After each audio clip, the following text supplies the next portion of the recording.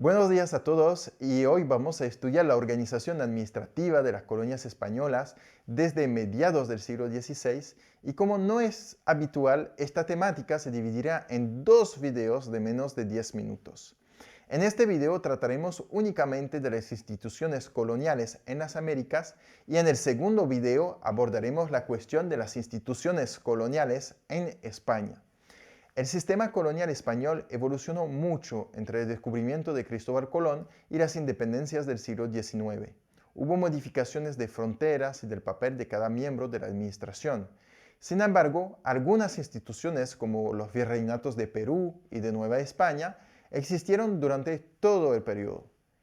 El virrey era la máxima autoridad en las provincias españolas de América. Era el representante del rey en los lejanos territorios americanos y como tal dirigía y administraba la colonia.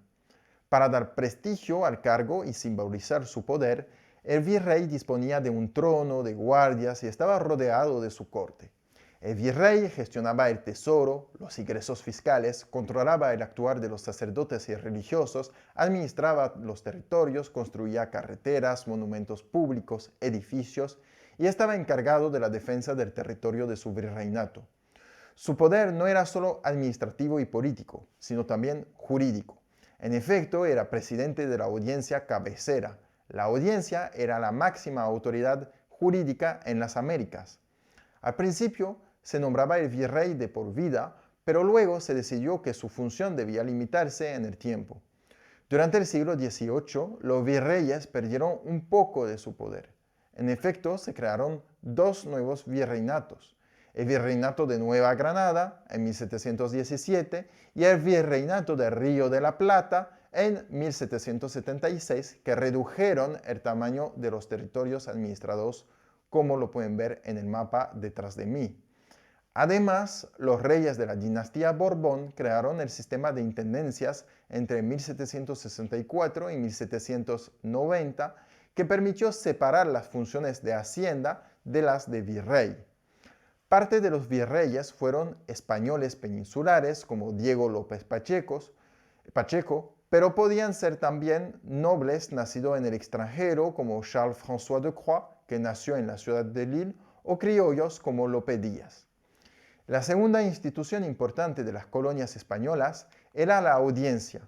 La audiencia era un tribunal de justicia. Existían tres tipos de audiencias. La audiencia virreinal, presidida por el virrey, la audiencia pretorial, dirigida por un presidente o gobernador que no es el virrey, y la audiencia subordinada, presidida por un presidente, pero que debía pedir la confirmación de sus decisiones al virrey. Estaban compuestas de oidores, que son el equivalente de nuestros jueces modernos, un fiscal, un protector de naturaleza encargado de defender los intereses de los indios, un alguacil mayor que daba cumplimiento a las decisiones de los oidores y vigilaba la cárcel, y en las audiencias virreinales había un alcalde del crimen que se encargaba de los asuntos criminales.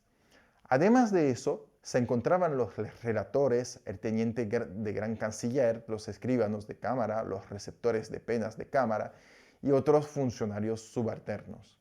Las audiencias tuvieron un papel importante para afianzar el poder de la corona en los territorios americanos y aplicar las decisiones jurídicas tomadas en la metrópoli, porque si una jurisdicción de primera instancia no aplicaba las reglas, entonces la audiencia local rechazaría su veredicto. Los oidores estaban sometidos a reglas relativamente estrictas para evitar su corrupción y garantizar su fidelidad al rey. No podían tener casas grandes, extensiones de tierra, minas, poseer más de cierto número de esclavos, casarse en su jurisdicción, recibir dinero o regalos de personas, prestar dinero o apadrinar matrimonio o bautizos de personas en su circunscripción. La audiencia generalmente era un tribunal de apelación, pero en algunos casos podía ser un tribunal de primera instancia, en solo algunos casos como mujeres forzadas, casas quemadas, crímenes o delitos contra el monarca o de indios. En todos los demás casos era un tribunal de segunda instancia, es decir, que confirmaba o rechazaba los juicios de primera instancia.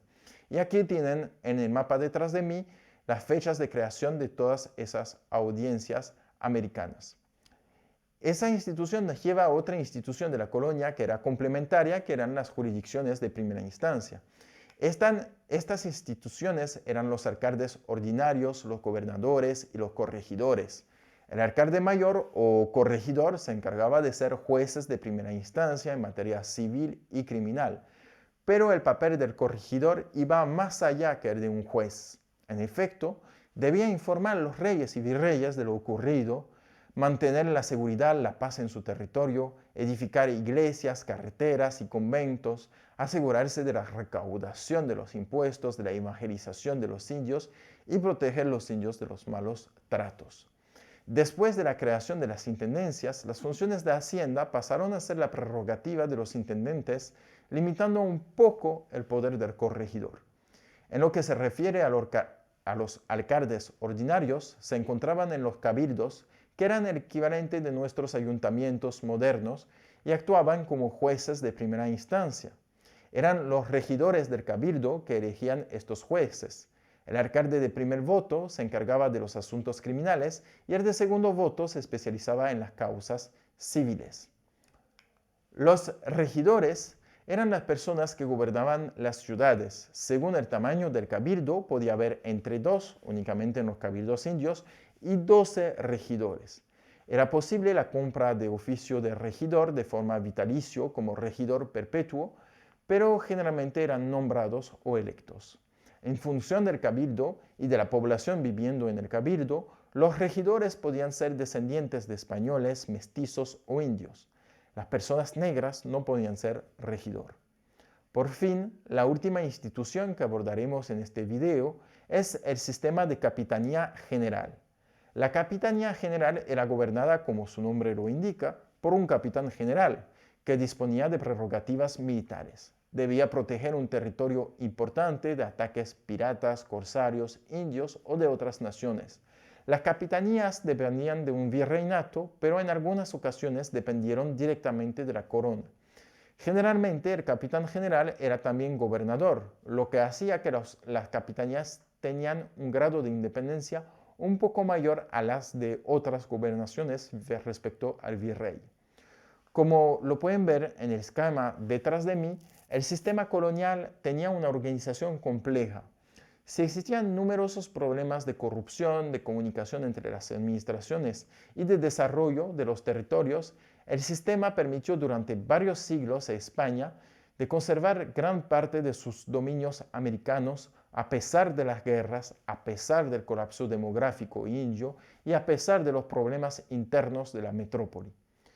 Muchas gracias por su atención y recuerden que habrá otro video sobre las instituciones coloniales de América en España. Hasta pronto.